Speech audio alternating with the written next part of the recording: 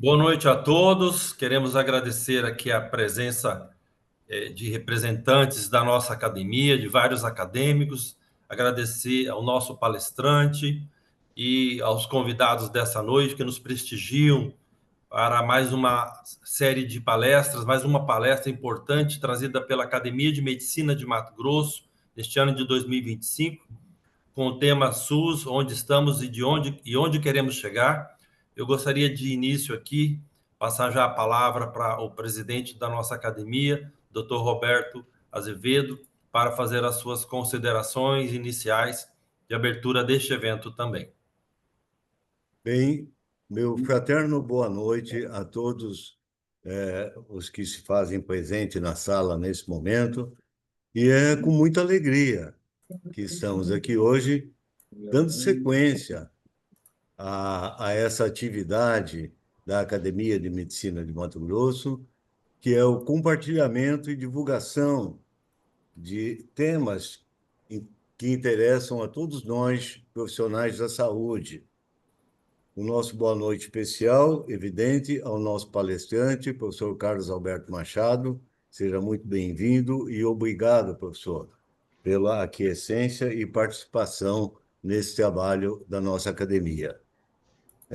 Cumprimento todos os acadêmicos, na pessoa do nosso coordenador da comissão científica, professor Luiz Scala, e a todos os demais que participam dessa sala. Passo a palavra ao confrade Luiz Scala, para as considerações iniciais e apresentação do nosso palestrante. Por favor, doutor Scala.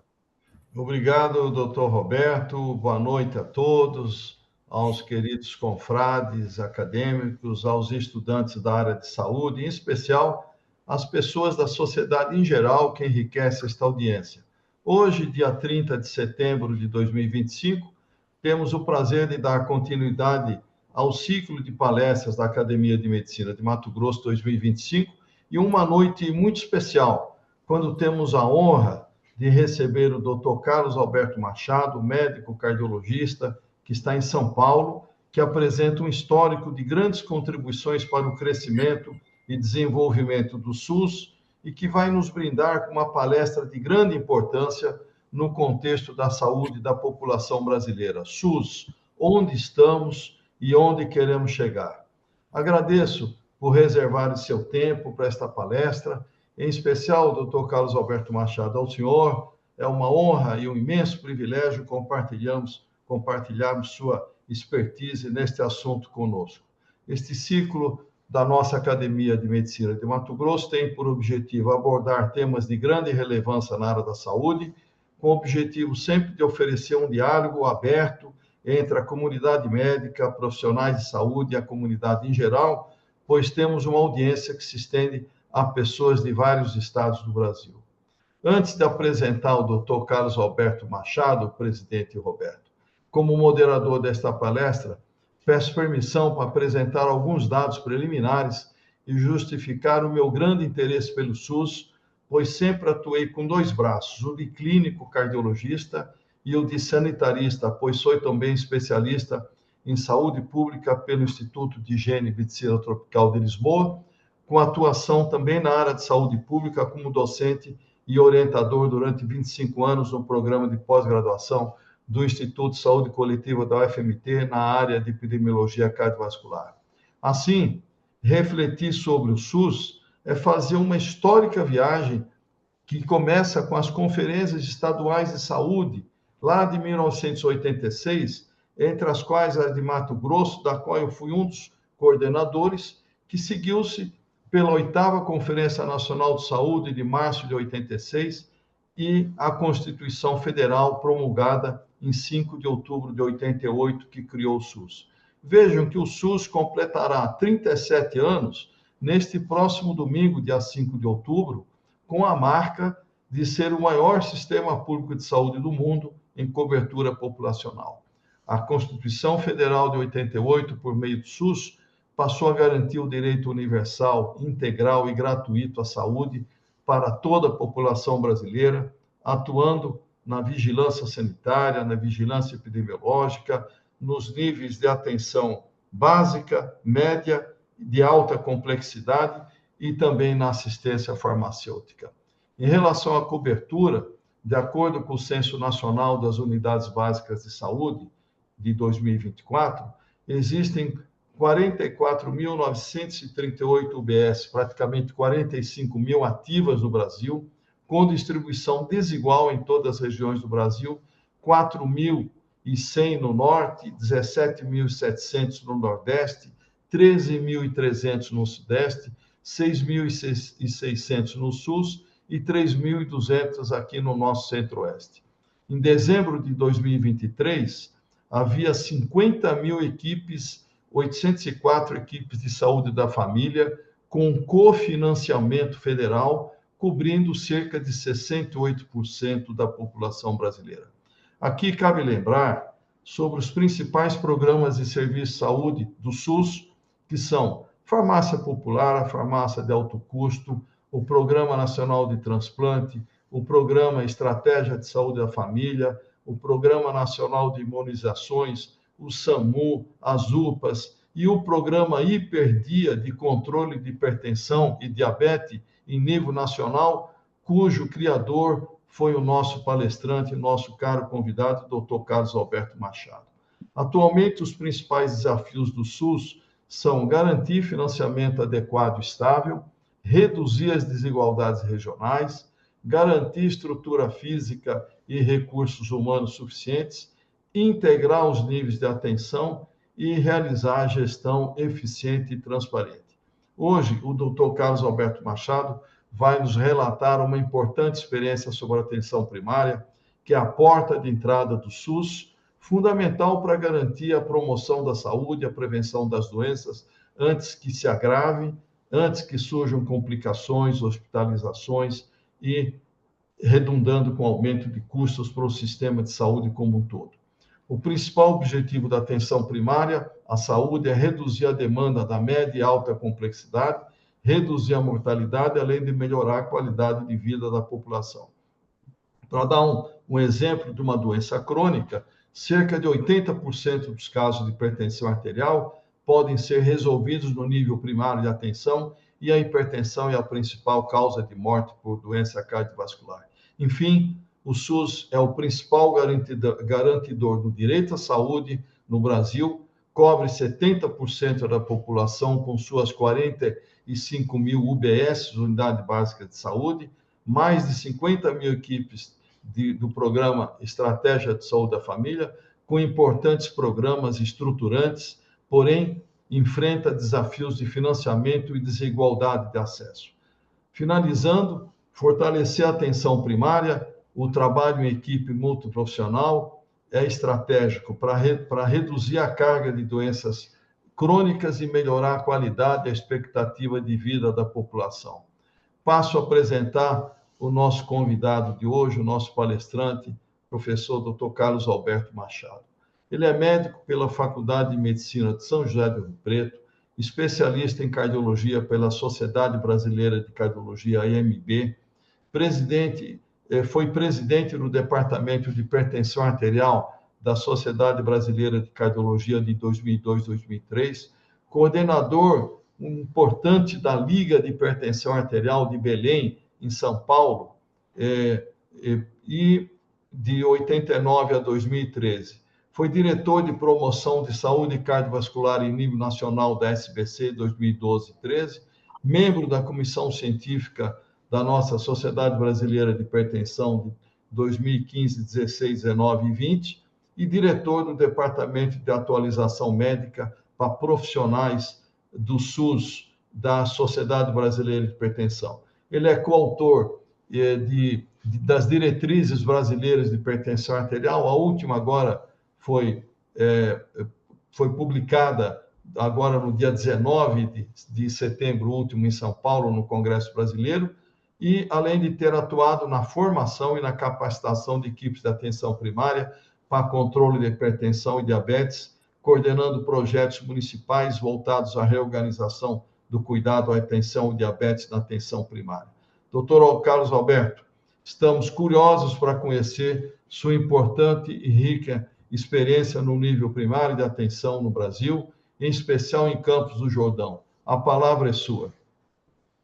Boa noite a todos. Muito obrigado, Scala, pelo convite. É uma honra muito grande. Agradeço o Dr. Roberto, presidente da Academia de Medicina do Mato Grosso.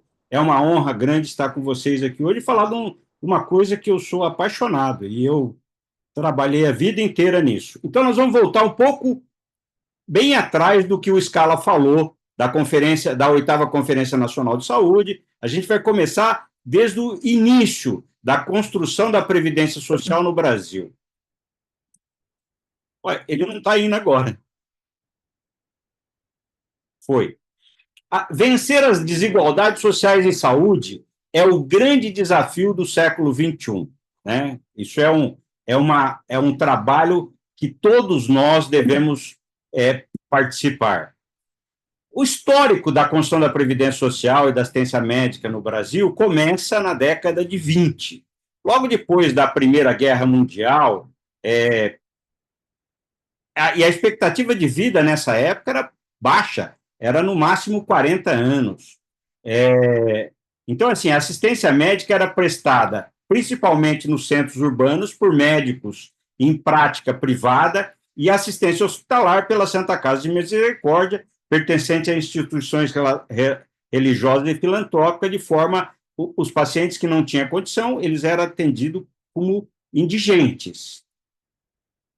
Então, em 1923, criou-se a primeira lei que começa a regulamentar a Previdência Social, a Lei Eloy Chaves, que é o Decreto-Lei 4.682, de 24 de 1 de 1923. Surgiram as caixas de aposentadorias e pensões. A gente tem um resquício disso até hoje. Muitas vezes o paciente que a gente atende no SUS, ele fala, doutor, você não pode encaminhar para a caixa? Era essas caixas de aposentadorias e pensões, que era uma iniciativa do governo federal, foi a primeira modalidade de seguro social e que cuidava principalmente de pensões e aposentadorias. Em 1926, a assistência médica é incorporada com uma atribuição das caixas de aposentadorias e pensões. Responsável pela assistência médica de determinadas categorias de trabalhadores. Então, quanto mais organizada a categoria, mais benefícios elas conseguiam. E essa assistência médica era feita através da compra de serviços de estabelecimentos hospitalares e médicos. Com a Revolução de 30, entra o Getúlio Vargas no governo, o decreto de 19.433 de 1900 criou o Ministério do Trabalho e Indústria e Comércio, tendo como uma das atribuições orientar e supervisionar a Previdência Social, inclusive como órgão de recurso das decisões das caixas de aposentadorias e pensões. Então, na década de 30, a organização dos institutos de aposentadorias e pensões, os IAPs, por categoria profissional, que era uma doutrina do seguro e de economia de gastos.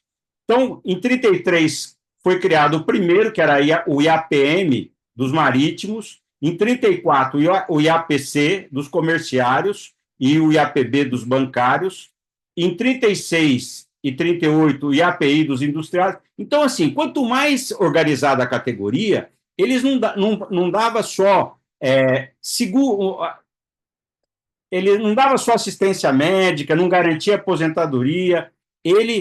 Eu sou de Rio Preto, na minha cidade tinha o IAPC dos comerciários, criaram um grande bairro com casas residenciais que o pessoal conseguia comprar com subsídios.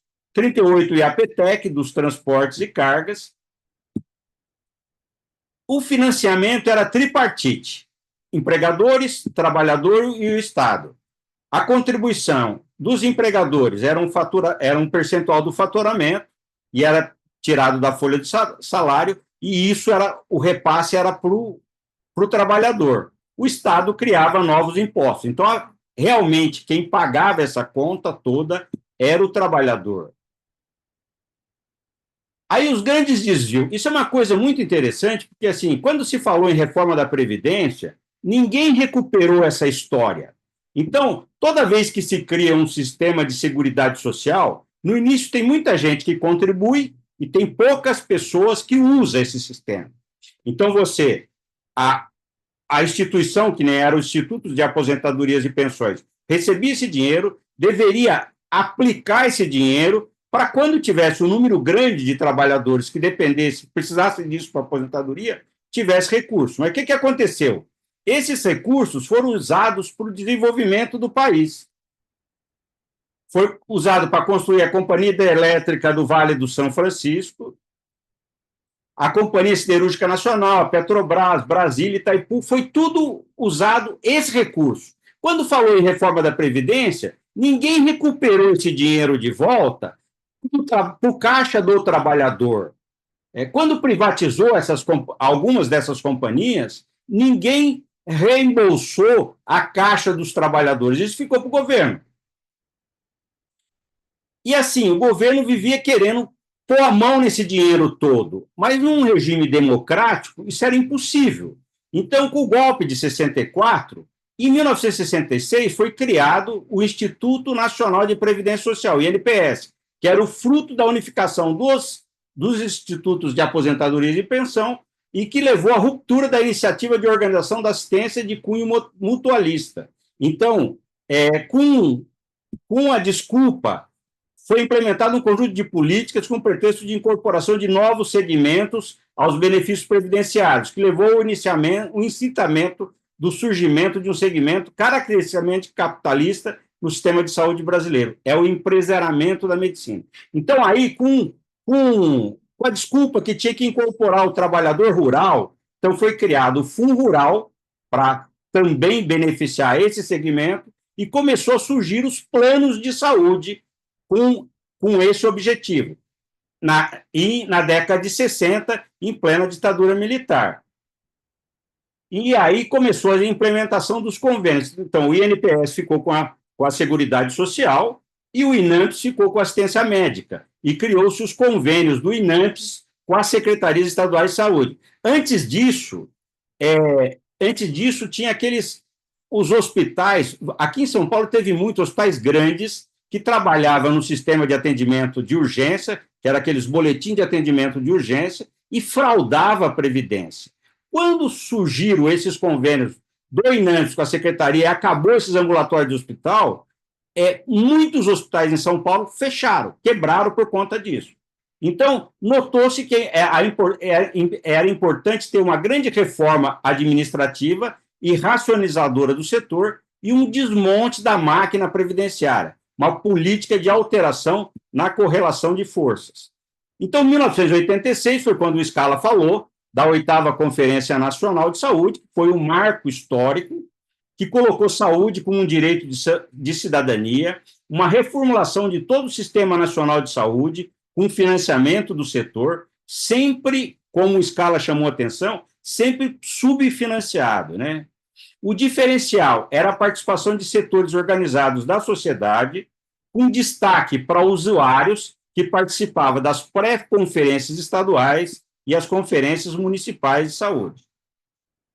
Eu vi na UOL essa semana que as conferências municipais de saúde estão sendo aparelhadas pelos prefeitos, pela Câmara de Vereadores dos municípios, de uma forma de influir nesse sistema. Então, é uma coisa complicada aí.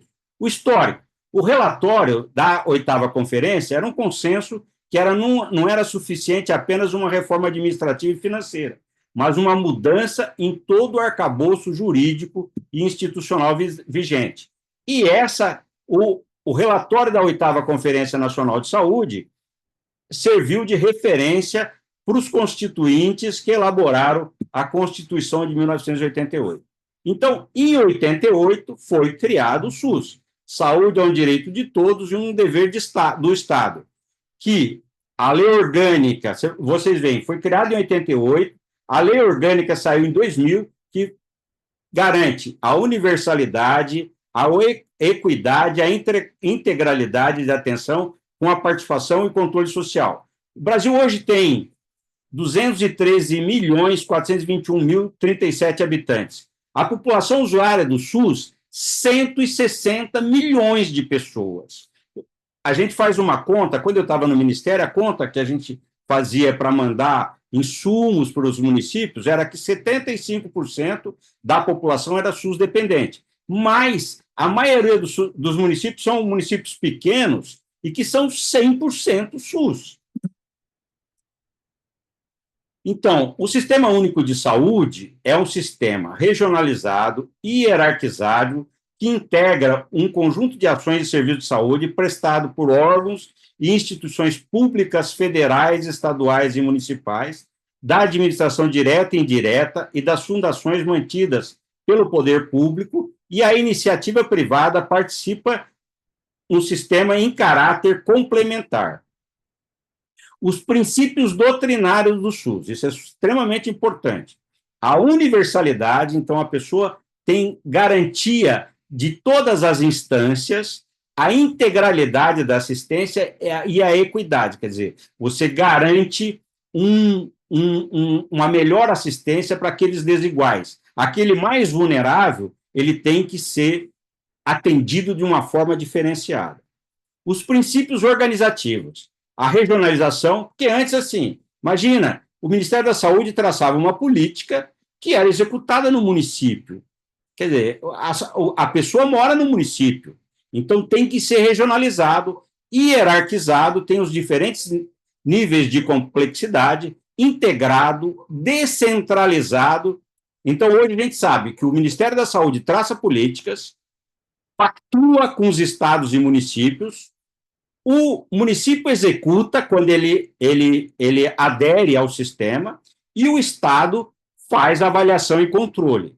A participação complementar do setor privado e o controle social, aí eu reputo da extrema importância as conferências municipais e estaduais e a Conferência Nacional de Saúde como forma de controle social importante. Nós temos hoje 5.571 municípios. Vocês veem que nessa primeiras colunas, a maioria dos municípios são municípios pequenos, até 25 mil habitantes. Só que a maioria da população mora nos grandes centros urbanos. Então, isso precisa ter uma distribuição equitativa de recursos.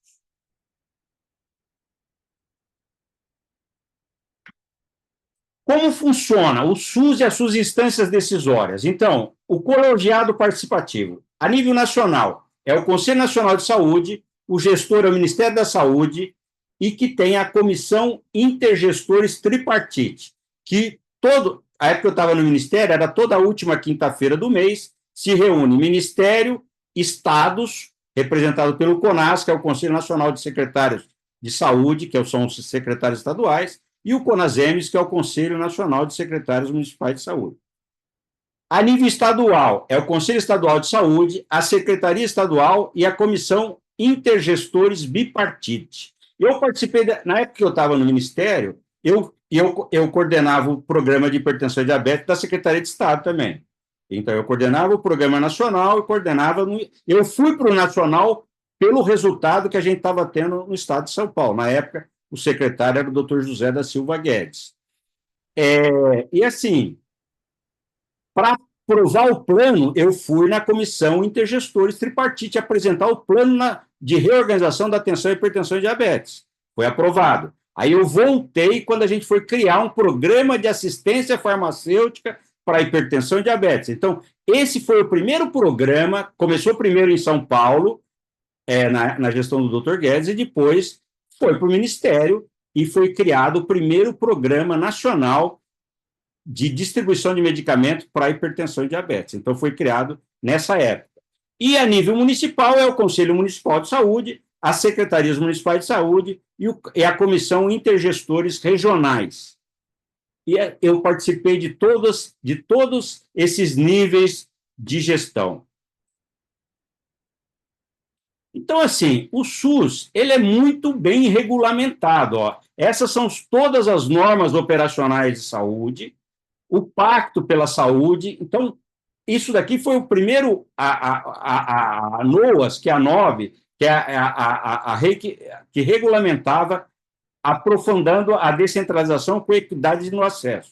Então, os programas prioritários no SUS eram o controle da tuberculose, a eliminação da hanseníase, o controle da hipertensão arterial, controle do diabetes, saúde da criança, saúde da mulher, saúde bucal. Eu lembro que, quando eu estava lá no Ministério, eu coordenava o programa, o plano de reorganização da atenção à hipertensão e diabetes.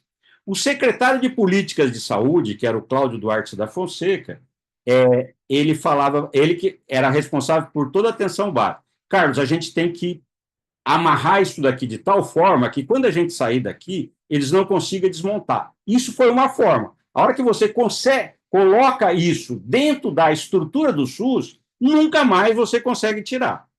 Então, hoje, todo município, isso está lá dentro das normas.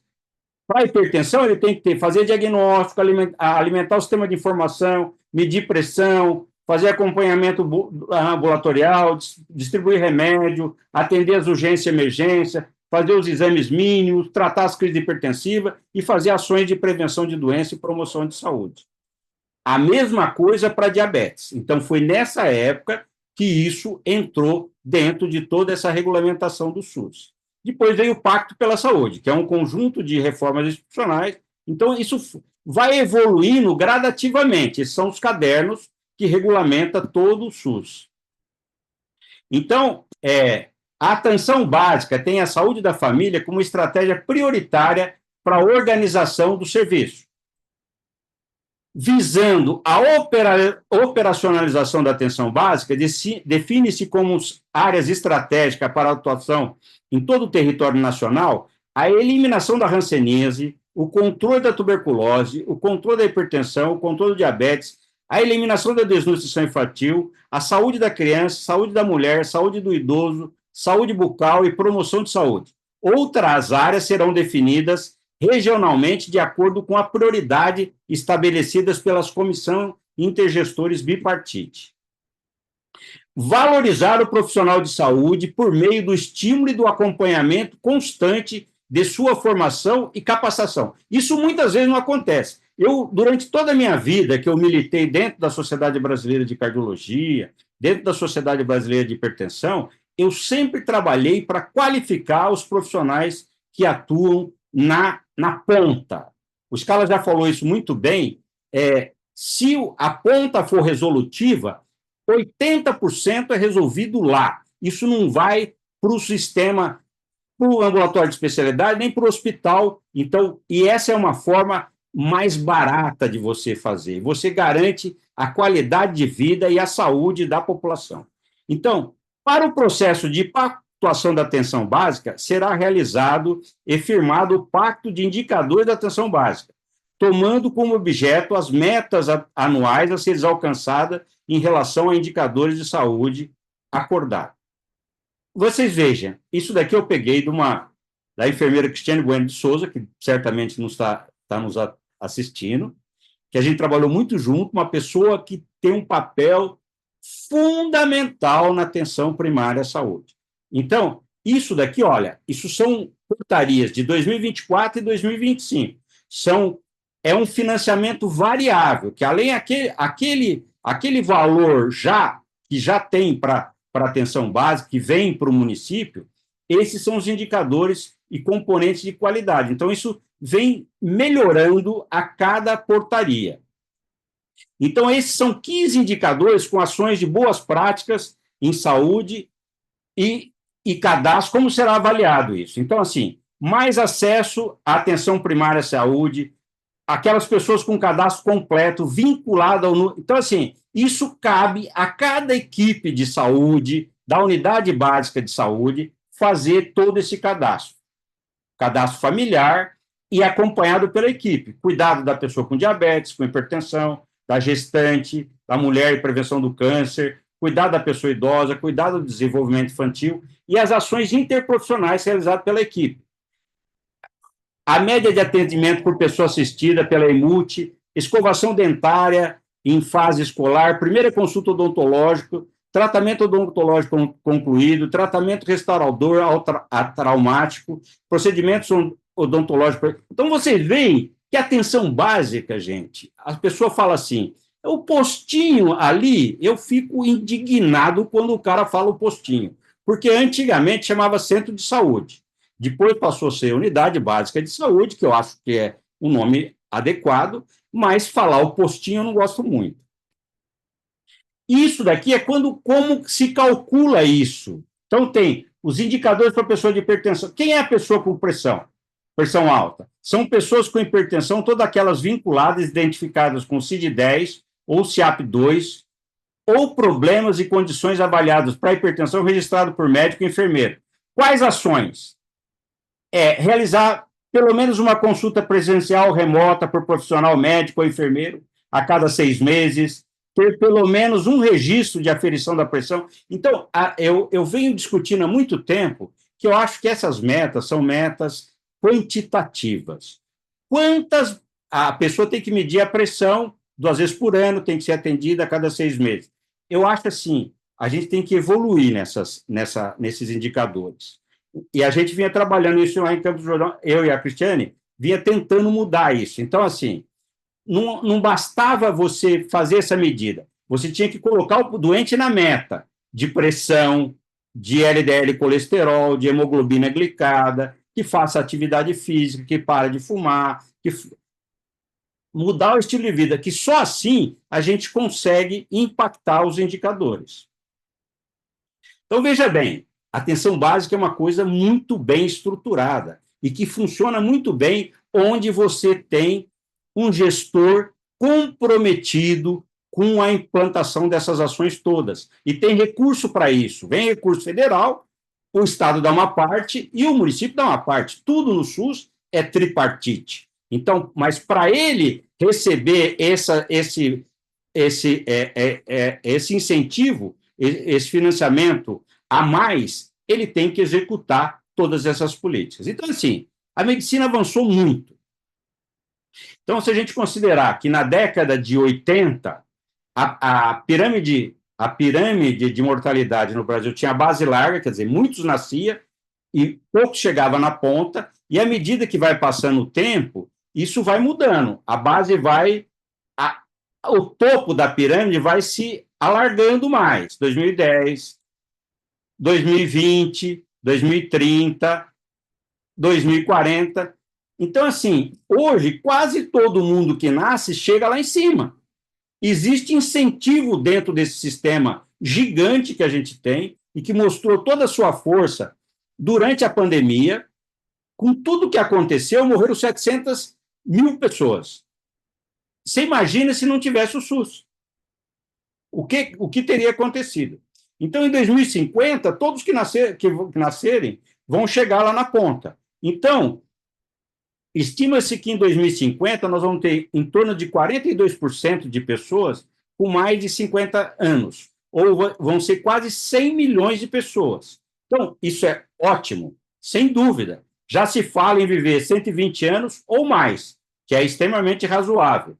Mas o custo da saúde, essa Veja é de 2008. Já falava, a medicina avança e salva mais vidas, mas está cada vez mais difícil para as pessoas, as empresas e os governos pagar essa conta. Então, assim, isso é uma bomba relógio para as próximas gerações. Então, assim, é muito mais fácil você investir na atenção primária, valorizar o profissional que está lá na atenção básica, capacitar esse pessoal, qualificar esse pessoal, incentivar esse pessoal a fazer diagnóstico precoce, tratamento adequado dos doentes, mas fazer ações de prevenção de doença e promoção de saúde na população de risco. Senão, essa conta vai ficar impossível de ser paga. Então, assim, existe vários SUS, né? As concepções atuais do SUS. Tem o SUS democrático, que é o SUS da reforma sanitária, que tinha todos os incentivos. Tem o SUS legal, que é esse que eu mostrei para vocês, juridicamente estabelecido pela Constituição Federal, pelas constituições estaduais, pelas leis orgânicas municipais, por decreto, portarias e resoluções. Tem o SUS real, que é refém dos desígnios da chamada área econômica, do clientelismo, da inércia burocrática, que a cada momento amplia o espaço para o seguro-saúde e para os planos de saúde. Hoje eu atendi uma paciente, ela é médica, ela trabalhava comigo no ex-INAMPS. Eu sou do ex-INAMPS ainda. Ela e o marido. Sabe quanto? Ela estava pagando um plano de saúde da Sul América. Sabe quanto que custava esse plano de saúde? Para ela e para o marido, que tem 78 anos? R$ 30.000. É um negócio impossível de ser pago. E tem o SUS para o pobre, centrado em uma medicina simplificada para gente simples, mediante a focalização, conforme determinações de organismos internacionais, para diminuir os efeitos perversos das políticas e ajustes.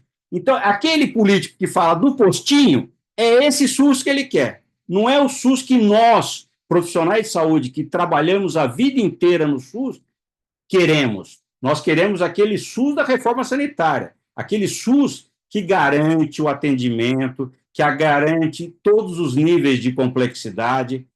É isso que a gente trabalha no SUS. Então, assim, como deveria isso funcionar? Então, tem a atenção primária, então, a porta de entrada, o Scala falou, tem quase 45 mil unidades básicas de saúde.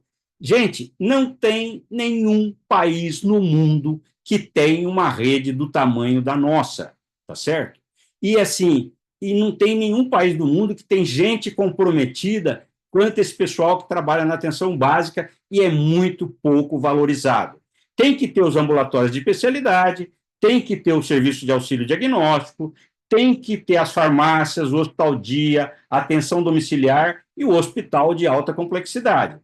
Mas precisa ter educação permanente, tem que ter controle social, tem que ter o telesaúde e as sociedades científicas têm que ajudar isso aí. E isso daí eu sempre batalhei durante a minha vida toda. Porque, assim, a atenção básica resolutiva, o que ela faz? Ela faz diagnóstico precoce e tratamento adequado do diabetes, da hipertensão, das complicações dessas doenças, mas ela faz prevenção, fazendo abandonar o tabagismo, aumentando a atividade física, controle da obesidade e do sobrepeso, fazer hábitos alimentares saudáveis, e essa linha vai de baixo para cima. Aí ele pode usar a urgência e emergência e a atenção especializada no ambulatório ou no hospital. Então, assim, a referência contra a referência teria que ser as unidades básicas, cada unidade encaminha o seu doente, quando necessário, para o ambulatório de especialidade, 80% é resolvido na atenção básica, 10% no ambulatório de especialidade, 10% no hospital, e todos deveriam voltar para a atenção básica. Em Campos do Jordão, a gente fez uma experiência exitosa até outubro do ano passado. Aí a Cristiane saiu, eu saí junto com ela. É uma consulta compartilhada. Então, esses são os formulários de encaminhamento para as diversas áreas de complexidade. Então, 80% na rede básica, 10% na rede secundária e 10% no terciário. Após as avaliações no nível secundário e terciário, deverão ser devolvidos para a atenção básica. Isso nem sempre acontece. Um programa de educação permanente, o especialista deve estabelecer um vínculo com o clínico geral ou generalista da sua região, e em Campos a gente fez a consulta compartilhada. Por que eu tentei fazer isso? Em 2005, eu fui contratado pela Secretaria Municipal de Saúde de São Paulo para organizar o sistema de referência contra a referência da região sudeste de São Paulo. É uma região que daria 5 milhões de habitantes, tá? Então, naquela época, tinha 434 unidades básicas de saúde em São Paulo, tinha 23 ambulatórios de especialidade da prefeitura e tinha 18 hospitais da prefeitura, fora os do estado. Agora, fazer essa rede conversar é quase que impossível, tá certo? Então, na época, eu propus de criar, antes do clínico encaminhar para o especialista, ele ia ligar para o especialista e discutir o caso primeiro. Aí, uma vez por mês, nessa época, para essa região que eu estava tentando organizar, eu tinha um cardiologista para cada 7 unidades básicas de saúde. Então, uma vez por mês, ele ia ficar com a agenda livre e ele ia para essa região discutir os casos que eles tinham dificuldade. Aí chamamos os cardios. Eles falaram, doutor, não tenho condição de fazer isso. Eu saí da faculdade, nunca mais, não tenho experiência para fazer uma tutoria. O que a gente fez? Eu fiz cardiologia lá na Escola Paulista de Medicina, na Unifesp.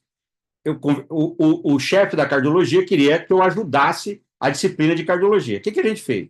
Criou um curso de extensão universitária dentro da disciplina de cardiologia da Unifesp, e os cardiologistas, toda segunda-feira, eles listaram os temas que eles tinham dificuldade: válvula, coronária, insuficiência cardíaca, hipertensão, dislipidemia, eletro, congênita, e toda segunda-feira eles tinham uma aula com um professor da disciplina de cardiologia para tirar as dúvidas dele. Então, assim, e foi um negócio muito legal, só que, assim, muda o governo, muda o interesse, e essas coisas todas vão para a lata do lixo.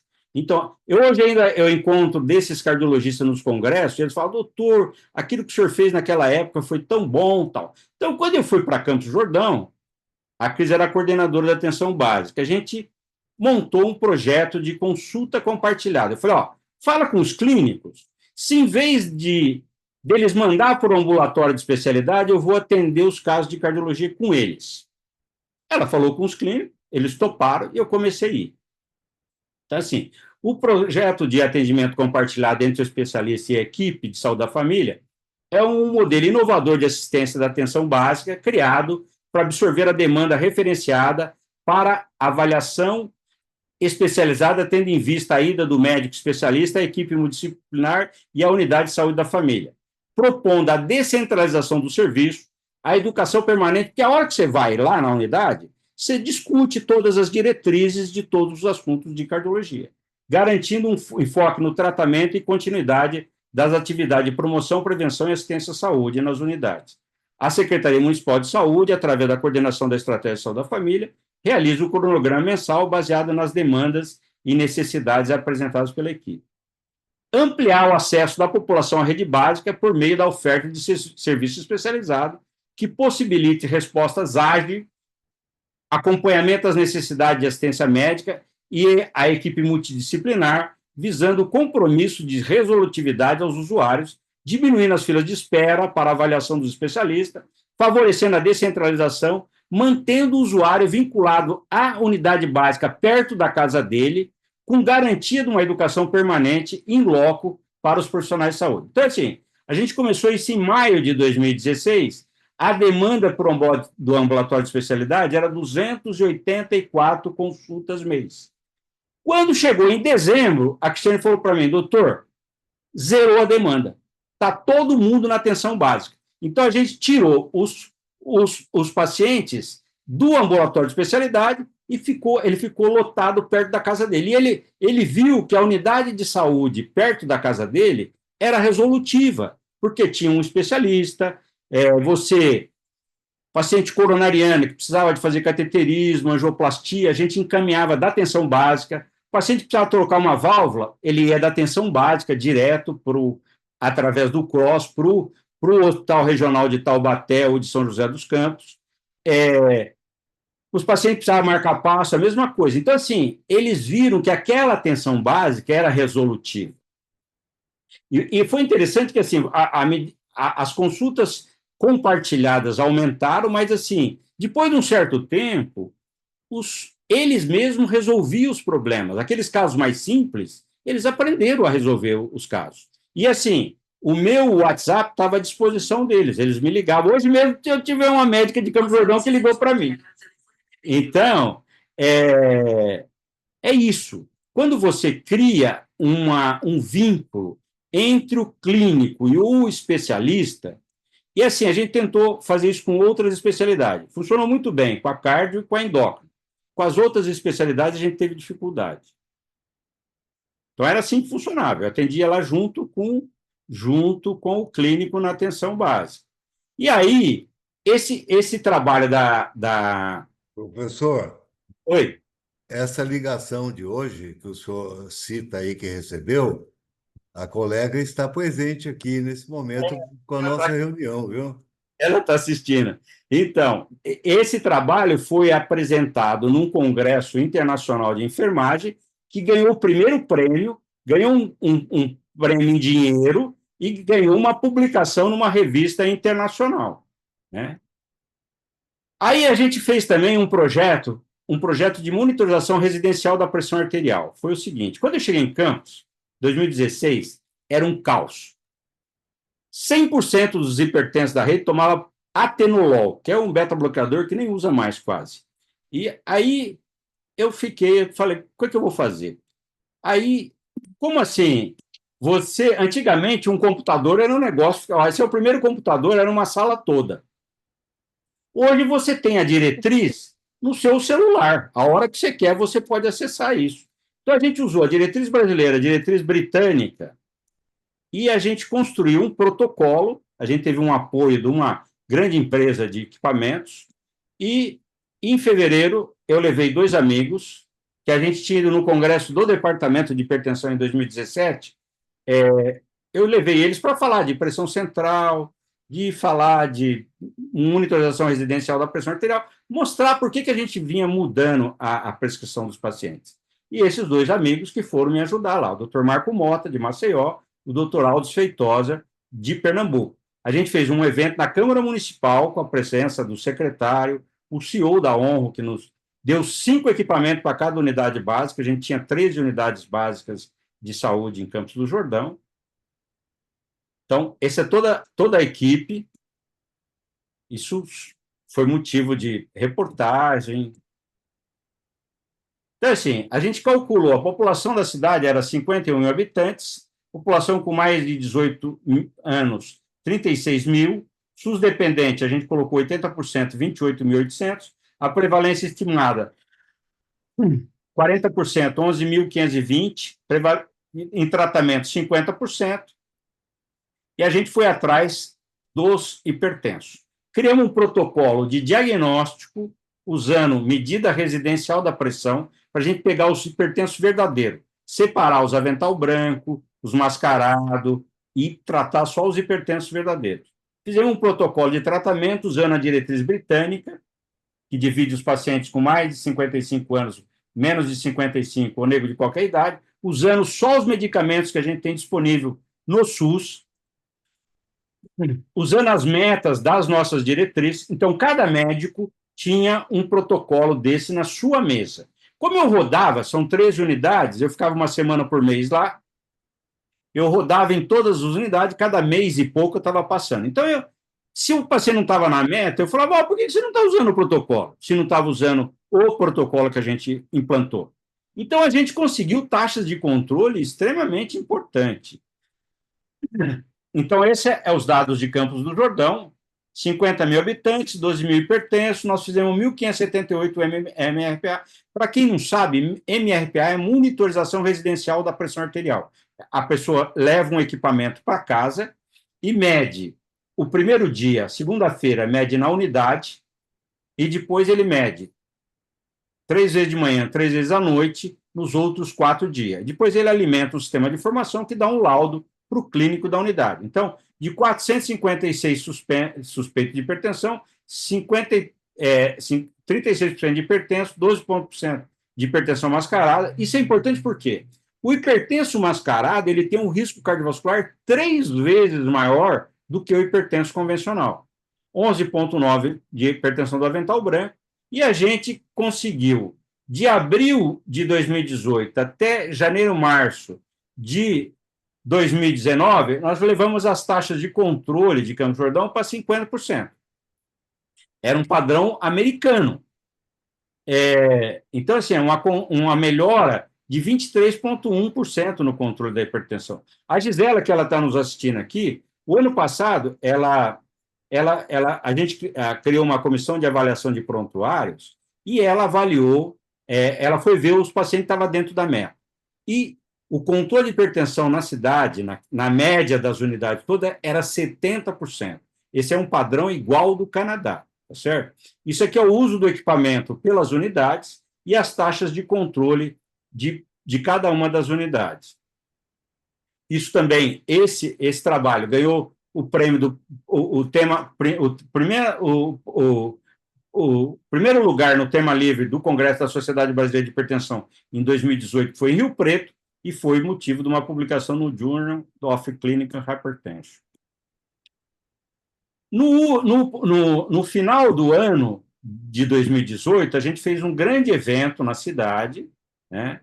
Foi o CEO da Honro, estava toda a equipe de saúde, E esse pessoal, todo paciente que estava na meta, eles ganharam um certificado e foram no auditório Cláudio Santoro. Muitas dessas pessoas, residentes em Campos do Jordão desde pequeno, nunca tinham ido no auditório Cláudio Santoro, que é onde acontece o Festival de Inverno de Campos do Jordão. Então, foi um... E agora, nessa luta toda, o Scala já tinha falado, a Diretriz Brasileira de Hipertensão, que foi publicada agora, no Congresso da Sociedade Brasileira de Cardiologia, agora, no dia 19, é a primeira vez que tem um capítulo das melhores práticas no cuidado às pessoas com hipertensão arterial na atenção primária à saúde do Sistema Único de Saúde, que eu tive a honra de coordenar junto com o Dr. Fernando Almeida, que é professor titular de nefrologia da PUC de Sorocaba, a doutora Mauri, que é da Prefeitura de São Paulo, o doutor José Augusto Soares, que é o professor titular de cardiologia da Universidade Federal de Sergipe. O doutor Luiz Scala também está nessa diretriz. Então, assim, é uma conquista. O SUS que a gente quer um SUS assim, que funciona desse jeitinho, certo? Tem uma unidade básica, que tem uma unidade uma sala de estabilização, tem um ambulatório de especialidade, tem uma UPA, tem um hospital geral, isso tudo integrado, tudo isso conversando um com o outro. Então, é esse o SUS que a gente quer, o SUS da reforma sanitária, o SUS que é uma prioridade do gestor. Eu acho que a alta complexidade é extremamente importante, mas enquanto a gente ficar gastando só na alta complexidade, vai estar sempre entrando gente no sistema. A gente tem que fazer diagnóstico precoce, tratamento adequado dos doentes, mas a gente tem que fazer ação de prevenção de doença e promoção de saúde na população de risco, porque, senão, não tem sistema de saúde que paga essa conta. Isso daqui, só para uma reflexão final, tem um livro que todo clínico, todo médico, acho, deveria ler, chama Arte Perdida de Curar, do Dr. Bernard Laun.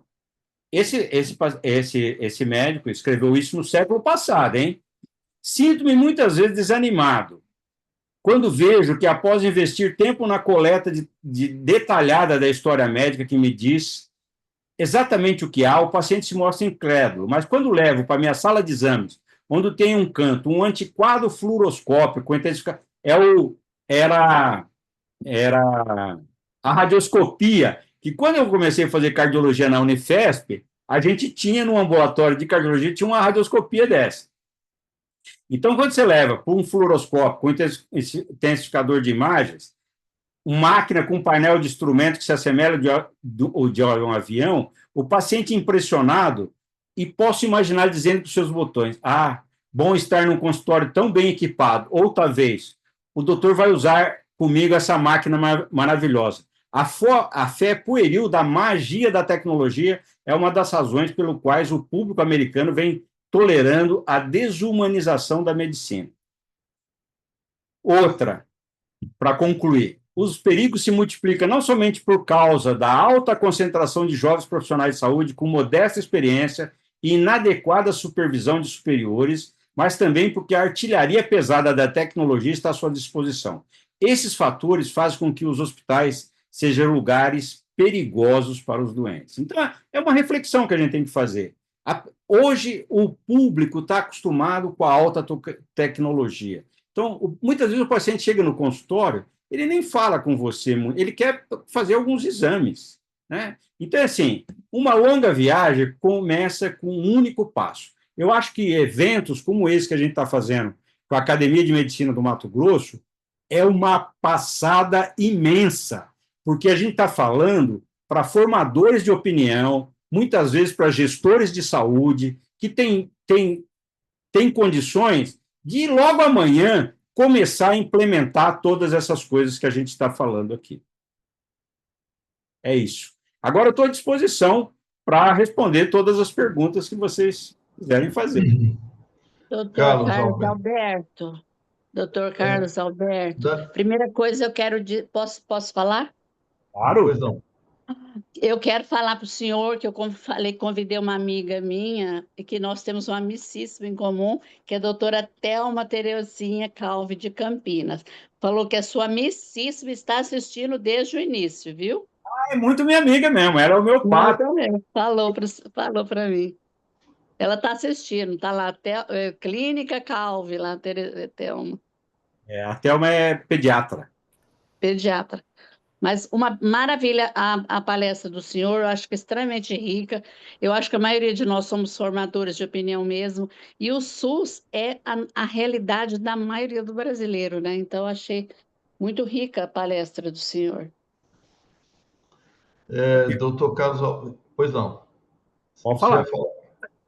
Posso falar, Bem, professor? Carlos, olha, em primeiro lugar, eu queria agradecer essa ampla e profunda reflexão sobre o SUS, a maneira realmente humanizada que você coloca na sua atuação médica. Não é só a técnica, é o humanismo, a sensibilidade, não é? E eu fiquei curioso e gostaria de ouvir, antes de passar para os colegas, eu ia pedir também para o Joel, se tiver perguntas, por gentileza, no chat, você em seguida poderia passar, mas eu gostaria, você trabalhou junto com a doutora Gisela, gostaria de ouvi-la, em especial, como que vocês trataram a equipe multiprofissional, é muito importante. Todas, a odontologia, a fisioterapia, a enfermagem, o agente local de saúde e todas aquelas valências, né, que compõem uma equipe multiprofissional, o farmacêutico. Claro que cada região, cada local tem a sua composição, né? Pode ter farmacêutico ou não, mas isso é importantíssimo. A atuação multiprofissional, a atenção no nível primário e realmente a participação, não é, da sociedade nisso. Então, eu gostaria de saber como é que vocês trabalhavam em equipe. Lembra que nós fizemos um capítulo aí da diretriz de prevenção, não é? De prevenção cardiovascular em 2019 e 2020, em que a gente discutia exatamente como trabalhar junto às populações e no nível primário também. Pode falar. Está a Cris aqui e está a Gisela. As duas podem falar. Pode falar, Cris.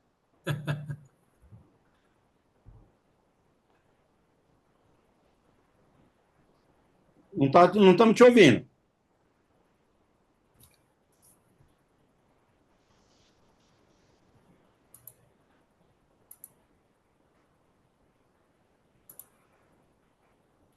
Enquanto ela se organiza, eu vou A gente... passar a palavra. Doutor Carlos, enquanto ela se organiza aí, eu vou passar para a doutora Natasha, que pediu a palavra aqui, doutor Scala. Pois não. Então, boa noite aí a todos, boa noite a todas. Que delícia, doutor Carlos, lhe escutar. É assim, dá para ficar horas lhe escutando. Até mandei mensagem para a doutora Toninha, ela falou, eu também estou assistindo. Eu falei, olha, que delícia assistir, eu quero ter mais aulas com ele. Ela falou, ele é um apaixonado pelo SUS, e realmente a gente pode perceber aí durante a sua magnífica explicação, a sua explanação, como o senhor fala fácil, como é fácil para o senhor falar desse tema, e realmente a gente percebe a paixão que o senhor fala do SUS. Eu também sou uma apaixonada pelo SUS, trabalho há 23 anos como médica num centro de saúde, que agora é uma UBS, né? Mas como professora da Universidade Federal aqui. Então, amanhã cedo, 7h30 da manhã, eu estou lá. Segunda e quarta de manhã, eu tô lá. Então, é um prazer imenso. E a gente vê, como médico, como é possível fazer, né? Basta ter vontade e basta realmente se dedicar, prestar atenção naquilo que a gente está fazendo, né? Eu achei sensacional essa coisa da referência contra referência, que teoricamente é para funcionar, já é assim, é desenhado, mas não volta, o paciente não volta, o paciente tem uma dificuldade imensa de conseguir com um especialista. Então, o senhor imagine, para eu que sou pediatra, a gente está vivendo aí um momento bem complicado com relação os pacientes com transtorno do neurodesenvolvimento. Segundo o CDC, são 1 para cada 36 crianças nascidas no mundo tem um transtorno do neurodesenvolvimento, mais especificamente aí um TEA, né, o transtorno do espectro autista. Então, imagine o que é você estar numa unidade básica de saúde e recebe, de cada 10 pacientes que a gente atende, pelo menos 2 ou 3 têm essa queixa. Então, e a gente fica totalmente amarrado com isso, não tem o que a gente fazer, não existe esse serviço estruturado, com toda uma equipe multiprofissional, com psicólogo, fonoaudiólogo, nutricionista, A gente tentou fazer isso, a gente teve um período, tinha uma neuropedagoga, né, Cris? E que a gente não conseguiu fazer rodar, porque isso precisa ter perfil, tá certo? Tem gente que gosta de gente, entendeu? Exatamente. Tem que ter gente que gosta de gente. Eu acho que, então, assim, se eu tivesse que elencar quais são as características do senhor, é um apaixonado pelo SUS e ama a gente, humanista. Parabéns, viu? Olha, eu quero. Depois eu vou mandar mensagem para a Liginha, que eu vou lá na casa do senhor, lá em Campos de novo, para ter umas aulas com o senhor, que foi fantástico. Eu quero falar aqui também, aproveitando que todos os colegas estão aqui, como confreira que sou aqui da Academia de Medicina, que eu também ajudei a escrever a outra diretriz que foi publicada praticamente junto com a de hipertensão, que é a diretriz de dislipidemia E e dislipidemia e aterosclerose. Eu tive a grata oportunidade de escrever a parte pediátrica dessa nova diretriz. parabéns. Obrigada. Parabéns ao senhor pela aula. Muito obrigada e parabéns, doutor Roberto, pela oportunidade que nos dá trazendo temas assim, doutor, e o professor Scala, né, que é o grande coordenador também da academia. Obrigada. Conseguiu, Cris?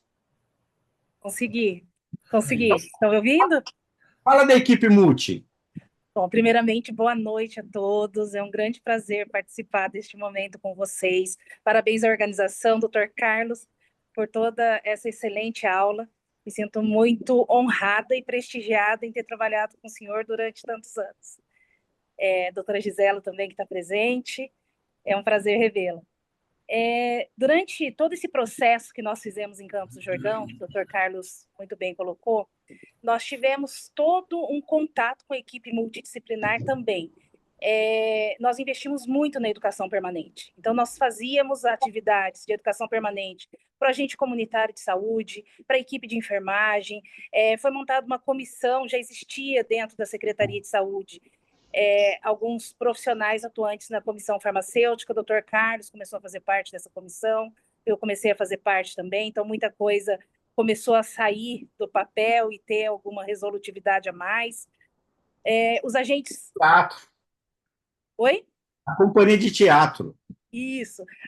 Os agentes comunitários de saúde, médicos, enfermeiros, até o profissional da limpeza, nós montamos uma companhia de teatro, educação e saúde, e as equipes, elas identificaram que muitas vezes você ir palestrar para uma escola, investir na saúde na escola, não tinha resultado. E essa companhia de teatro, educação e saúde levava orientações, educação e saúde para dentro dos espaços públicos da comunidade, das escolas. Então, nós atuamos muito nessa frente de prevenção, de promoção e esse envolvimento direto com a equipe multidisciplinar.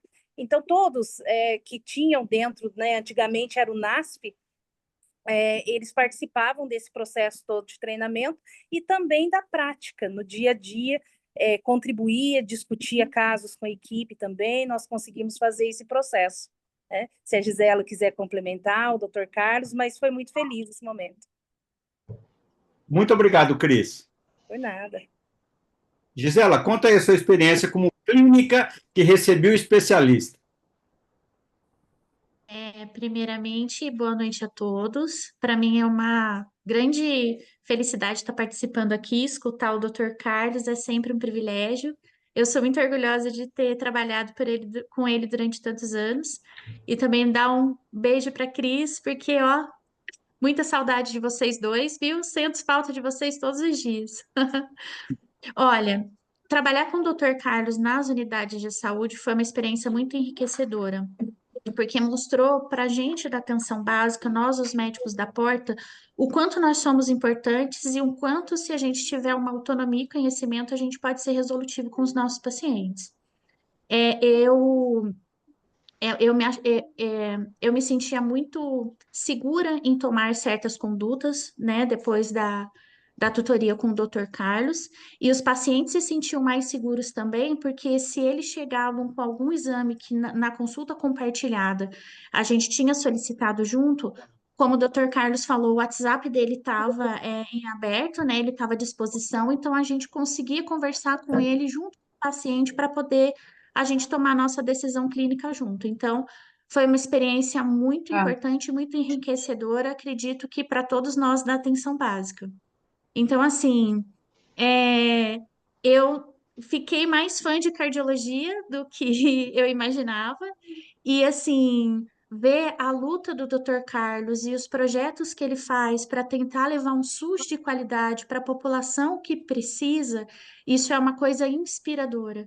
E hoje, no meu trabalho, eu sempre tento fazer com que os pacientes atendidos pelo SUS, eles tenham a maior qualidade possível. E depois, na minha experiência, tendo conhecido o Dr. Carlos e tendo partilhado com ele esses anos, eu posso dizer para vocês que eu sou uma médica muito mais estudiosa do que eu imaginava que eu poderia ser. Então, eu vou aproveitar aqui que vocês já conhecem o trabalho do Dr. Carlos, mas para agradecer, assim, grandemente o quanto ele me fez me tornar uma médica melhor. E agradecer também a Cristiane pelo apoio e o quanto ela me fez me tornar uma profissional melhor. Então, eu só tenho elogios para falar sobre esse momento que Campos do Jordão viveu, que eu acredito que foi muito importante para a saúde pública da nossa cidade. Realmente, Carlos, obrigado, doutora Gisela. Você vai além de professor, você é um educador e formando educadores, não é? Joel, temos algumas perguntas antes de abrir para os colegas, para o doutor Alberto, para o doutor Márcio, para o doutor Zé Pedro e para toda essa audiência fantástica que se estende aí por todo o Brasil, por gentileza, Joel. Doutor Scala, sim, temos uma pergunta para o doutor Carlos, da Elizabeth Dias. Como o senhor vê este programa de mais especialistas em relação ao futuro do SUS? Olha, tudo que for para somar é bem-vindo, tá certo? Eu acho que tudo que for para facilitar o acesso da população a um serviço especializado é bem-vindo. Mas eu acho que essa experiência que a gente teve em Campos do Jordão foi única, né? Porque eu comprei uma casa lá e eu comecei a ir para lá e, assim, conheci a Cris, conheci esse pessoal e começamos a trabalhar e a gente teve duas ações que nos deu todo o apoio, sem interferência política nas ações que a gente desenvolvia. Então, por isso que a gente conseguiu avançar muito. Eu tenho um dado que eu não falei, a gente tocou um projeto com a Universidade de São Paulo, com a disciplina de neurologia e de endocrinologia, e assim, era Campos do Jordão, uma UBS grande, que tem 13 equipes de saúde da família de São Paulo, e uma de Vitória da Conquista, e as complicações do diabetes, as complicações cardiovasculares desses pacientes, a nossa foi metade das outras unidades, quando a gente comparava com as outras unidades. Então, assim, foi um resultado extremamente importante. E a redução da mortalidade foi brutal, tá certo? Então, assim, um controle intensivo de hipertensão e diabetes, você consegue impactar todos os indicadores para a doença cardiovascular atribuída a essas duas doenças. Obrigado, doutor Carlos. A palavra está aberta a todos os colegas. A gente tem uma grande amiga aqui, a doutora Maria José Santana, que é a coordenadora da disciplina de atenção básica da Faculdade de Medicina da Santa Casa de São Paulo. Está aqui participando com a gente também. Interessante, muito interessante. Alô, posso falar? Doutor Alberto, então. Doutor Roberto em seguida. Eu também, Joel. Márcio. Doutor Márcio. Doutor Carlos, parabéns pela exposição. Muito obrigado. Nota-se que o senhor é um entusiasmado e graças a pessoas como o senhor é que as coisas conseguem funcionar um pouco, né? Eu tenho alguns questionamentos. O que o senhor acha? Eu tenho a impressão que os municípios são sobrecarregados com os trabalhos da saúde, da educação, da segurança. Eles não recebem ou não conseguem produzir financeiramente para poder prestar um serviço melhor. Eu tenho essa impressão. Outro é quanto a gente depende da decisão política do prefeito, que de repente vai indicar pessoas também politicamente para a saúde, no caso, nós estamos falando, né, que não tem essa visão de atender as pessoas do melhor modo possível. Né? E o outro detalhe, eu acho que é importante, que também, se a saúde já é meio deixada de lado, a área da saúde mental também complicada e atendida. Então, eu queria, sem querer te perturbar, uma visão sua. Financiamento. Realmente vem, o dinheiro é pouco, mas assim, em Campos do Jordão a gente conseguir, através do recurso que, quando você melhora os indicadores, você recebe esse recurso. Mas a Cristiane conseguiu, através de emendas, a gente conseguia muito recurso para fazer rodar assistência.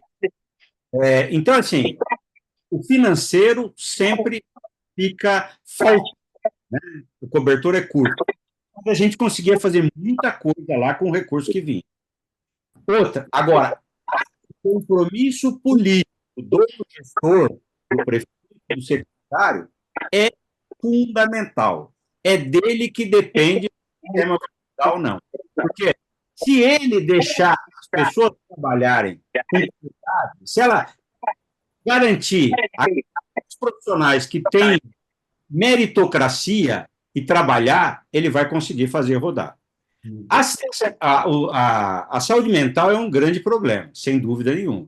No nosso município, era um problema muito sério. A gente tinha um CAP só, né? Além de toda a demanda, Campos do Jordão é uma cidade que tem uma prevalência de alcoolismo, de droga, altíssimo, né? Tem assim, um percentual de desestruturação familiar grande. Então, o CAPS, que a gente tinha que a época que eu estava lá em Campos do Jordão, a gente começou assim, até descentralizar. A gente fez uma coisa que era o matriciamento. A gente levava a psiquiatra do CAPS para fazer uma reunião uma vez por mês, a cada 2 meses, com todos os clínicos da atenção primária, e eles levavam os casos que eles tinham mais dificuldade para discutir com a psiquiatra. Então, ela dava o suporte todo, porque muitas vezes o clínico que está na atenção básica ele fica só trocando receita. O cara vai no CAPS, pega uma receita, ou de um clínico da rede privada do município, e depois ele vai lá no clínico, o clínico nem conhece a história psiquiátrica do paciente. Então, a gente começou a empoderar o nosso clínico para ele ter uma condição de discutir com esses pacientes, de ter suporte. A psicóloga dava um apoio, mas isso mudou a gestão e assim as coisas se perderam também novamente. Então, a gestão, o compromisso da gestão é fundamental para todas as ações que são desenvolvidas no SUS. Obrigado. Doutor Roberto? Passe para o doutor Márcio, eu preparo a minha. Por Sim, favor. doutor Márcio.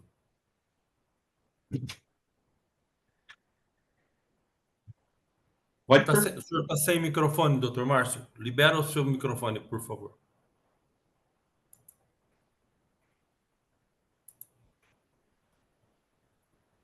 O senhor não conseguiu? Enquanto eu tento liberar o doutor Márcio aqui o microfone, o doutor Haruki está conosco. Muito obrigado, doutor Haruki. Doutor Haruki. Eu não estou achando qual que é o telefone do doutor Márcio para liberar ele aqui. Está escrito iPhone. Ah, certo. Bem, então eu aproveito enquanto se prepara ali para reiterar os cumprimentos, né? Fantástico, né, doutor Carlos? Essa experiência e a possibilidade de transmitir esse conhecimento aí adquirido através de tantos bons trabalhos realizados.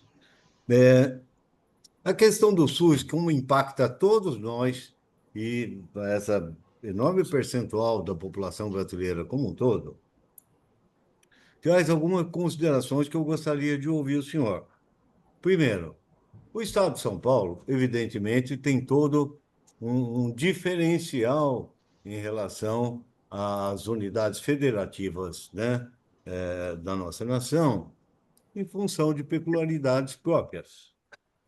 Uma delas que me chama a atenção e eu não conheço tecnicamente com profundidade, a utilização de uma tabela SUS diferenciada, né, que, por informações preliminares, tem tido um resultado muito importante em relação à melhoria da quantidade de qualidade do atendimento do sistema SUS.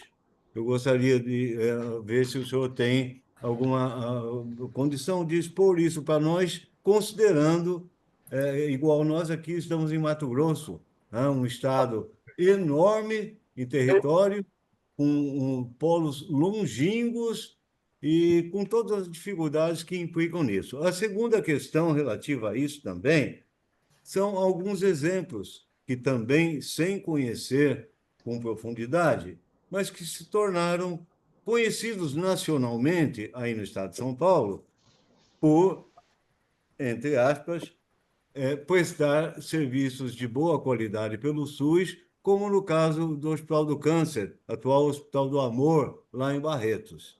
Se o senhor puder explanar alguma coisa sobre isso, por favor. Esses hospitais filantrópicos, tem o de Barretos, tem um de Jaci, tem tem vários que vivem de doações. Então, consegue ter credibilidade da população, das empresas, e que recebe doações. E muitos hospitais públicos recebem esses recursos. O INCOR mesmo, eu participei de um evento em Maceió no final do ano passado, e estava o doutor Fábio Jatene, que é um dos diretores do INCOR. A quantidade de recursos que eles recebem por doação é muito grande.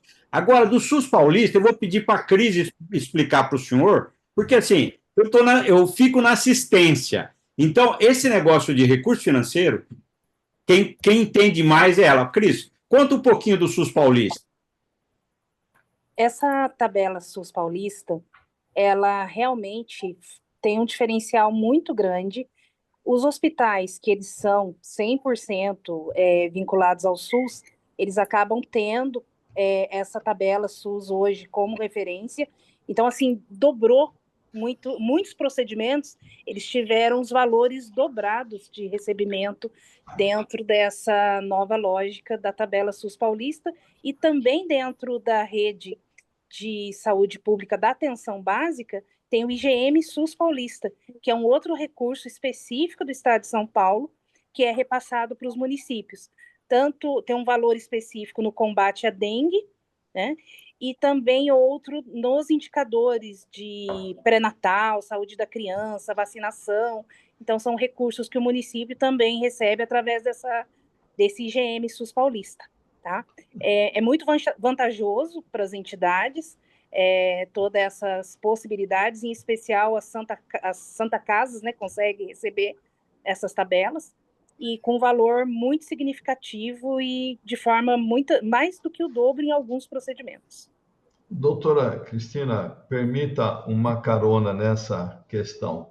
Esses recursos do Sul Paulista, quanto é que vem da parte federal, quanto vem do município e do estado? Quer dizer, é algo que o estado de São Paulo dá mais, é um plus, ou vem também do governo federal? Isso para dar um exemplo, por que não o SUS mato-grossense, não é? Sim, e SUS de outras perfeito. origens. E aproveito para perguntar também a questão da integração digital depois nesse sistema para ampliar essa interação compartilhada entre o clínico e não é? Porque isso é quase no tete-a-tete, mas se tiver todo um sistema agora de inteligência artificial e de integração digital, eu acho que essa ação do Carlos, de vocês, pode ser multiplicada muito. A exemplo do que está sendo feito agora com os hospitais,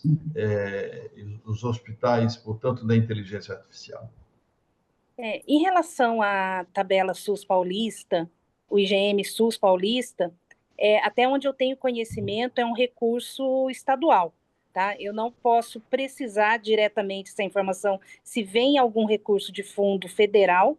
Eu posso até buscar essa informação e depois o Dr. Carlos compartilhar com vocês, mas no entendimento que eu tenho hoje dentro das fontes que nós trabalhamos, ele é estadual, tá? Mas posso trazer essa informação mais precisa. Em relação à telemedicina, é uma evolução que, inclusive, hoje, ela é incentivada até pelo Ministério da Saúde, nessas novas portarias que o Dr. Carlos colocou para vocês, de 2024, 2025, existe também, inclusive, consultas de telemedicina dentro do financiamento, do cofinanciamento, né, das equipes. Então, ele entende hoje que de forma remota também é possível. O Ministério da Saúde, recentemente, ele abriu para os municípios, inclusive, para cadastrar as unidades de saúde para receber equipamentos para telemedicina. Vários municípios tiveram a possibilidade, tinha um valor específico por equipe, então os municípios conseguiram fazer o cadastro. Ainda não foi liberado, mas pode ser que os municípios aí, num futuro próximo, recebam esses recursos para aquisição dos equipamentos. E de forma, Dr. Carlos, nós fazíamos isso em Campos do Jordão, já utilizando um pouco dessa tecnologia, mas de forma pessoal, né, no próprio celular, pelo WhatsApp, acabava usando isso, mas eu acho que faz parte da evolução dentro, inclusive, do Sistema Único de Saúde de forma federal, né, esse processo de telemedicina. O próprio Ministério da Saúde investe, inclusive o município, que ele comprova a prática da telemedicina, ele recebe, por exemplo, a equipe multiprofissional, a EMULTI, ele recebe um plus a mais no recurso de custeio mensal com a telemedicina, com o teleatendimento, né, vamos dizer. E daí envolve a equipe multiprofissional. Doutores, na ordem agora. Está me ouvindo, João? Doutor Márcio. Doutor Márcio, depois doutor José Pedro. Está me ouvindo, João? Sim, doutor Márcio. Ok.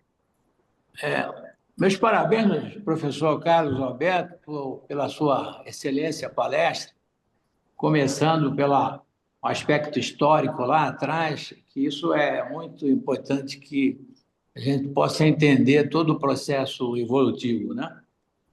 Com relação a recursos, o governo disponibiliza em torno de 10% do PIB para a saúde, é isso mesmo? E se considera que percentual que seria o ideal? Olha, a saúde, quanto mais recurso tiver, é mais importante. Claro, tem país que recebe, gasta muito mais do PIB com saúde do que o Brasil. Mas assim, e você vê que mesmo esse 10%, estão querendo tirar dinheiro desse 10%. Agora mesmo tá correndo. Eu vi hoje na UOL, falando que estão querendo tirar da saúde e da educação para um outro setor. Então, assim, é complicadíssimo isso. O recurso é pequeno, mas você vê que os profissionais que estão lá na ponta fazem malabarismo com esse dinheiro todo, acaba conseguindo executar todos esses programas que são prioritários dentro do SUS. Viu, professor? Eu fui docente na nossa UFMT por 37 anos na clínica cirúrgica, e isso terminei, me aposentei lá antes de 2020, e a gente observava uma fila de espera, por exemplo, cirurgia da vesícula, que é uma das mais frequentes da cirurgia geral e cirurgia de hérnia, o paciente esperava 2 anos aguardando para ser operado, até que ele tivesse uma colestite aguda, e aí era priorizado o atendimento. O que a gente lê na mídia, de uma maneira geral, que existe recurso, mas o que falta é gestão. É isso mesmo? Eu concordo com você. Eu acho que falta muita gestão. É priorizar as coisas, você entendeu? A hora que se forma uma fila de 200 pacientes, aí fica mais difícil você resolver. Você vai ter que fazer um mutirão para resolver esse problema. Então, assim, não dá para você gestionar uma saúde através de mutirões. Tem mutirão de vesícula, mutirão de catarata, tem uma porção de mutirão. Então, a hora que tivesse um recurso adequado para... Por que não tem? Porque muitas vezes o cirurgião que está lá na ponta, ele... Quantos cirurgiões que o senhor conhece que deixou de atender SUS? O recurso, o cara abandona. Então, assim, acaba ficando os apaixonados pelo negócio. Então, e são poucos, não é um grande... Eu acredito que tem muita gente com compromisso, mas que consegue, que nem a gente fazia em Campos do Jordão, a gente resolvia as coisas nossas. Lá, precisamos fazer isso. A crise ia atrás de uma emenda parlamentar para executar um determinado programa. Mas quantos você consegue fazer a mesma coisa? Tá certo? Quando eu comecei a atender, fazer consulta compartilhada, teve um clínico lá em Campos do Jordão, um cardiologista, falou para a Cris, eu tenho um médico de São Paulo que está atendendo nas unidades, quero atender desse jeito também. Aí ele falou, tudo bem, vou montar a agenda do senhor. Aí ele falou assim, quanto que eu vou ganhar? Eu falei, o mesmo salário. O salário é igual. O senhor só, em vez de atender no laboratório de especialidade, o senhor vai atender na atenção básica. Aí ele falou, bom, assim eu não quero. É dessa forma que funciona a coisa. Então, assim, eu tenho... A Scala conhece. A gente tem um amigo que fala, o Celso Amodeu, ele fala para mim, Carlos Alberto, desde que eu comecei a andar com você, é só pobre trabalhar de graça. Então, é assim, mas você tem que ter compromisso. As coisas acontecerem. Ok. Muito obrigado, professor Carlos. Carlos e Márcio, permite, eu tenho esse dado. O SUS sofre com subfinanciamento histórico, representando cerca de 3,8% do PIB, valor bem abaixo da média de países com sistemas universais, que andam em torno de 6, 7%. E tem aquela emenda constitucional 95/2016, que congelou os gastos em saúde por 20 anos. É o teto de gastos, reduzindo o investimento per capita.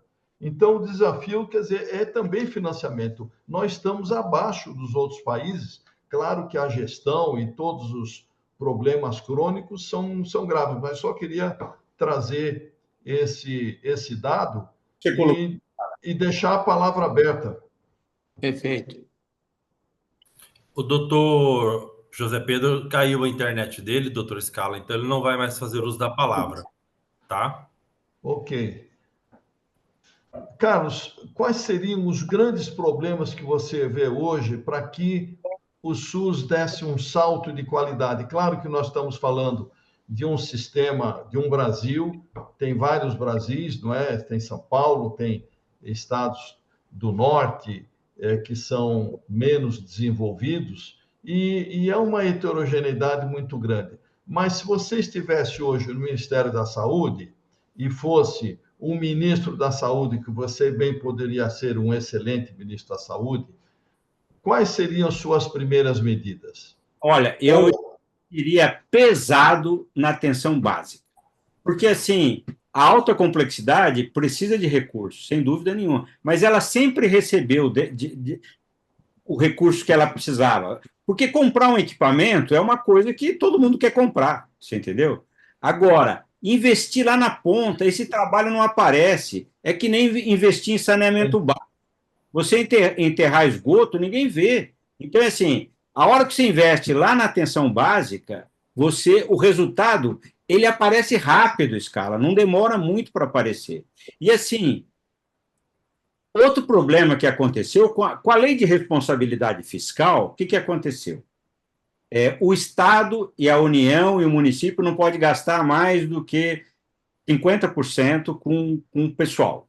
Então, criou-se as organizações sociais em saúde, as OS, e, teoricamente, era para ser instituições sem fins lucrativos. E não é assim que funciona. Então, o que acontece? Eles chegam no município, faz um contrato de gestão. A gente teve uma experiência muito penosa em Campos do Jordão, Porque assim, o cara mudou lá a diretoria da OS, não comunicou o Ministério Público, o Ministério Público bloqueou a conta da OS. Ela não conseguiu pagar os médicos. Chegou um momento, naquele mês não teve pagamento. E aí o prefeito teve que intervir na OS e pagar com recurso que ele já tinha repassado para a OS. Você entendeu? Então, eu acho que isso foi um problema seríssimo que veio. Tem OS sérias? Tem, sem dúvida nenhuma, tem OS sérias. Mas a grande maioria não é. Então, isso é uma. Porque aí aconteceu o que se chama a pejotização da medicina. A maioria das pessoas tiveram que abrir uma pessoa jurídica para receber da OS, para não ter vínculo trabalhista. E, assim, a OS não faz nada para aquela pessoa. Eu vi na pandemia, teve pessoas que adoeceram, tiveram Covid, porque pegou na unidade, ficou um mês sem trabalhar, metade internada, depois metade em casa, e não recebeu o salário. E ela pegou a doença na unidade básica de saúde. Então, assim, isso é um problema muito sério, que o gestor resolve um negócio de qualquer jeito, entendeu? Resolve uma coisa de qualquer jeito. Eu acho assim, o Serra foi um grande ministro da Saúde, mas o pecado das OS foi ele que começou. Começou aqui em São Paulo. E em relação ao tabagismo, né, que ele resolveu, e os genéricos. Criou o genérico. Não, o programa de hipertensão e diabetes foi criado na época dele. Exatamente. O Scala e o tratamento da HIV, né? Exatamente. Não, teve um grande papel, mas o cara não é perfeito. Então, federal, o Márcio, a gente até foi lá do Conselho Federal, lá no gabinete do Serra, porque ele pediu no Conselho Federal que apoiasse os genéricos, que orientasse os médicos a prescrever, porque quebrou a patente para a fabricação de medicamento para AIDS. Isso. foi um avanço. Ele disputava. Eu fui para o Ministério numa época assim, me considero muito honrado, porque o que aconteceu? São Paulo, o secretário de saúde era o doutor Guedes, que era um cara que tinha uma história de. Ele participou da reforma sanitária, tudo, né? Então, quem foi para o Ministério nessa época era o melhor de cada área, em cada pedaço. E eu fui como o cara da hipertensão nesse momento. Então, eu me senti extremamente honrado de fazer parte desse momento da história do país. Ô, Carlos, eu gostaria de dizer que o Serra foi muito bom no cigarro, mas foi muito ruim em ter entregado o pré-sal, que hoje poderia dar dinheiro para isso que nós estamos conversando hoje, né? Que é o SUS. É verdade, entregou o pré-sal, isso, assim como fez coisas muito boas. Porque assim, você vê que lá na Câmara tem bancada da bala, bancada do agro, bancada não sei do quê. Não tem uma bancada de profissional de saúde. Não tem ninguém na gente. Tem bancada dos planos de saúde, mas não tem bancada do pessoal do Sul. São muito poucos. Porque o pessoal está tão envolvido nisso aqui que ele não quer nem se meter nessas coisas. Tem médicos participando dessas bancadas, né? Tem. Médico rico. Muito. Exatamente. Bem, eu pergunto se alguém mais quer fazer alguma questão, algum comentário da audiência e passar a palavra, se tiver alguma pergunta, e passar a palavra para o nosso presidente, para que ele possa fazer sua avaliação, sua intervenção. E agradecer, Carlos, essa realmente fantástica apresentação. Isso realmente mexe, mexe com os nossos corações, não é? Que é exatamente um atendimento humanizado e um atendimento realmente com competência, não é? Com técnica, com competência e com humanismo, que é a essência do SUS. Obrigado. Bem, doutor Roberto. Então, cumprimentar, né? Reiterar o cumprimento ao doutor Carlos Alberto, né, pela disponibilidade do seu tempo em promover essa educação médica e sanitária, enfim, né? Nos abastecendo de informações importantes que, com certeza, nós teremos condição de replicá-las e aprofundar, enfim, cada um de nós, enquanto entes federativos, né? Aqui, o Mato Grosso, doutor Carlos Alberto, está vivendo uma era recente de uma pujança econômica muito expressiva entre as unidades federativas, né, do Brasil, em função da evolução tecnológica do agronegócio, né? E essa pujança econômica atual, vivenciada nesse nosso estado, ainda não avançou o suficiente para que tenhamos essas condições, principalmente em termos de atenção básica à saúde, ainda aperfeiçoadas a contento. Estamos tendo, assim, investimentos importantes do governo estadual, principalmente na área terciária, né? Em termos de hospitais, enfim. Mas essa palestra de hoje nos abre o coração para uma coisa que todo profissional de saúde sabe, todos nós, médicos e outros profissionais, sabemos, né? Esse atendimento lá na ponta que efetivamente irá modificar as condições de melhor cuidar e com melhores resultados em termos de qualidade e longevidade da nossa população. Então, foi muito gratificante. E observar também, veja bem, né, professor Carlos Alberto, mesmo aqui nesse rincão do interior aqui do Brasil, né, longe do mar, né, longe do litoral, cumprimentar também, além do senhor, veja bem, a nossa acadêmica, nossa confreira, Natasha Shecharenko, né, que se manifestou, também fazendo parte aí da elaboração de diretrizes, né, importantes também em prol, enfim, de dar melhores condições para a gente cuidar melhor das pessoas. Obrigado, professor. Eu reitero aqui, através do senhor, meus cumprimentos a todos os acadêmicos e acadêmicas, a todos os que brilhantaram com a sua presença e considerações aqui nesse momento de hoje. Agradecer mais uma vez ao confrade professor Luiz Scala e a sua equipe da comissão científica aqui da Academia de Medicina do Mato Grosso, por mais esse momento importante, viu? Alguém quer se manifestar? Permite dizer que, como coordenador científico, o próximo mês nós estou convidando a todos, né, em nome da nossa academia, Dr. Miguel Cirogi, Dr. Carlos Alberto, que é um urologista, talvez a maior expressão, e em novembro nós fecharemos o ano com o Dr. Medina, falando do programa de transplante, falando de toda essa experiência maravilhosa que mostra, não é? Que vai ser o outro Carlos Alberto Machado aqui falando da parte renal. Sim, excelente. Obrigado pela lembrança, viu, Scala? Obrigado.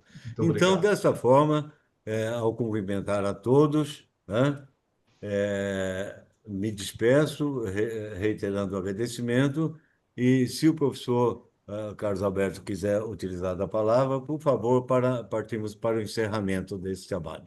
Eu queria agradecer muito o senhor, doutor Roberto, doutor Scala, todos os participantes, a Cristiana, a Gisela, que participaram aqui com a gente, a Zezé. Foi um prazer enorme, assim, a gente passou uma hora tão rápida, assim, discutindo um assunto extremamente importante e que vocês, que são todos formadores de opinião, vão refletir sobre isso e vão tentar ajudar o SUS o máximo que vocês puderem. Muito obrigado. E estou sempre à disposição para o que vocês Obrigado. precisarem. Obrigado. Foi gravado isso e nós vamos mandar o link para você, Carlos Alberto. Viu? Muito obrigado. Tudo foi gravado. Obrigado. Obrigado ao Joel e a toda a equipe de suporte para esse evento e o meu boa noite a todos, então. Agradecer a todos.